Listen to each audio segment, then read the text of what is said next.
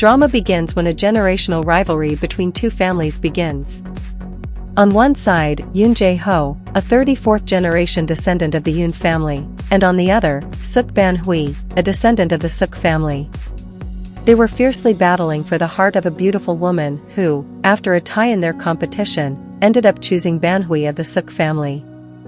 However, this rivalry persisted into the current generation where we meet little Ji-won of the Suk family and little Jin-hwan of the Yoon family. No, you didn't miss here. The two not only share the coincidence of having the same name, but were also born on the same day. Our protagonists grew up together, attending the same school where, following their family's tradition, they became rivals and competed in absolutely everything. In 2006, now as teenagers, when Suk Ji-won won the election for class president, Yoon Ji-won didn't accept defeat easily and joined the student council just to make the president's life difficult. Thanks to their fierce competition, he became an excellent student with top grades and the school's best athlete, excelling in almost every sport. However, she didn't fall behind, becoming the smartest student in school and ranking #1 in high school grades. When she politely interrupts him during a soccer match and tries to force him to attend a meeting, he tells her to wait until the match ends and runs back to the field. She tries to chase him, but ends up falling and getting hurt. In their uniquely affectionate way, he takes her to the infirmary. And it's there that everything begins to change. Suk Ji-won is no longer a child and starts to realize that what he feels for Yoon isn't hatred, but the opposite of it.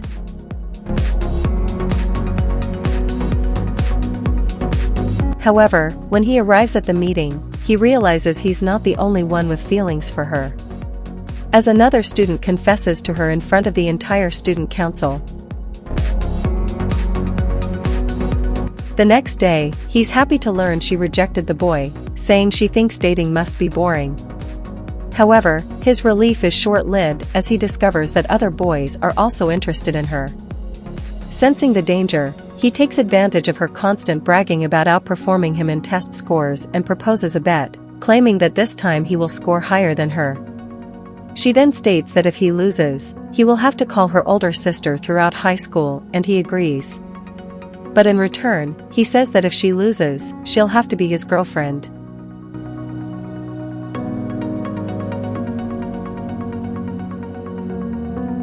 She asks if he's crazy, and he responds that since she doesn't like the idea of dating, he'll win this bet just to annoy her. She believes it's just for that reason and accepts the bet. Days pass and the two put great effort into their studies, of course, constantly teasing each other. The day of the final exams arrives, and they confidently answer every question. When the results are posted, they rush anxiously to find out who won.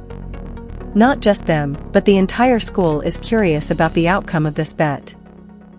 To Suk Ji-won's disappointment, he ends up in second place, defeated by her, who once again takes the top spot. On the bus ride home, he suddenly stops halfway and asks her to get off with him because they need to talk. At the playground when he calls her older sister, she realizes she doesn't like hearing him call her that. As she tries to leave, he grabs her hand, and this time in a serious tone, he asks her to be his girlfriend. He reveals that he's been thinking about it for a while and realized she's been part of his life since the day he was born. He wanted to be with her even when his mother forbade him, and he never cared about losing to her in their competitions, because the only thing that truly bothered him was how much he missed her when she wasn't around. After a nightmare, or perhaps a painful memory from the past, we see Yoon waking up in 2024. Now an adult in her 30s, she follows almost the same routine as in her teenage years, except now she is no longer a student but a high school physical education teacher. The rivalry between the families continues, and Mr. Yoon is worried because he's now out of money, while his rival, Suk Kyung-tae, CEO of Sukbon Construction, is trying to buy the land where his foundation stands to build frivolous things like a golf course, which would harm the school. After years of success working abroad as a company director, Suk Ji-won is back, ready to take over his father's business. He seems to have turned into a colder, more business-focused man. While in his youth, he won the class president election because his classmates liked him. Now he seems like a president feared by his employees. Meanwhile, to the dismay of the Yoon family, Suk Yongtae manages to bribe the council members into agreeing to sell the land and the foundation. With this victory, Mr. Suk wants his son to take on the role of school president while he handles the construction of the golf course. At first, Ji-won refuses, saying he doesn't want to be part of his father's childish revenge. However, he quickly changes his mind when a former classmate from their school days tells him that at the last class reunion, Yoon Ji-won seemed to not even remember him. Furious and indignant at her indifference, Ji-won reconsiders and, in a chilling manner, informs his father that he'll accept the position of school president where Yoon works. While teaching a physical education class, Yoon gets hit in the face with a ball, leaving her dizzy and worse, breaking her prescription glasses. When the protagonists meet for the first time in 18 years, Suk Ji-won is deeply frustrated when she greets him as if he's a total stranger to her, unaware that in reality, she doesn't recognize him because without her glasses, all she can see is a blur in front of her. To make matters worse, later, during the introduction of the new president to everyone at the school, when they introduce him to her due to the blow to her head and her blurry vision without glasses, she sees him exactly as the teenage Ji-won. In a kind of trance or sleepwalking state, she believes she's having yet another dream about him from the past. While in her teenage dreams, she would touch him gently, in her adult version, she grabs his cheek angrily and hurtfully. Quickly, rumors spread throughout the school about her pinching his cheek, kicking his shin, and pushing him. However, contrary to everyone's assumptions, the president is actually pleased, just happy that she hadn't forgotten him. Later, they attend a meeting and everything feels like a throwback to their teenage days, with them constantly provoking and challenging each other. At the end of the meeting, the president declares that as an apology for what she did, she has to have lunch with him. Of course, she doesn't show up for lunch and runs straight home. However, when she goes to hug her grandfather from behind, she notices the body she's hugging feels different from usual.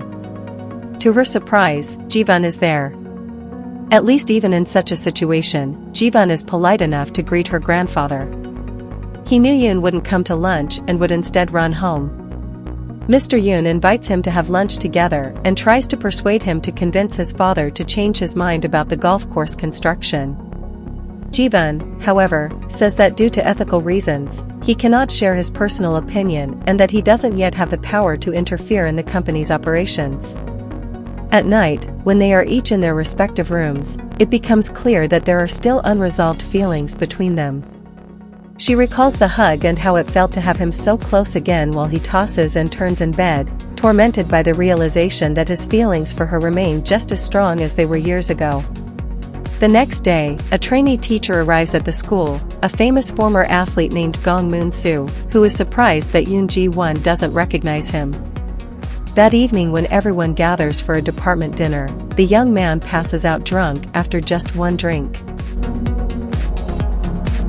When the president and Yoon sit together at the table, she gets annoyed at a joke made by other teachers about relationships and storms out of the restaurant. One of the teachers decides to follow her and Ji-won notices. The teacher seems like a kind and gentle man. It turns out that a few days earlier, Yoon, while drunk, confessed her feelings for him and he had responded that he needed time to think. Tonight, he decides to give her an answer and while Ji-won secretly watches them, the teacher tells her he's grateful for her feelings, but that a relationship between them wouldn't work because he is much older than her.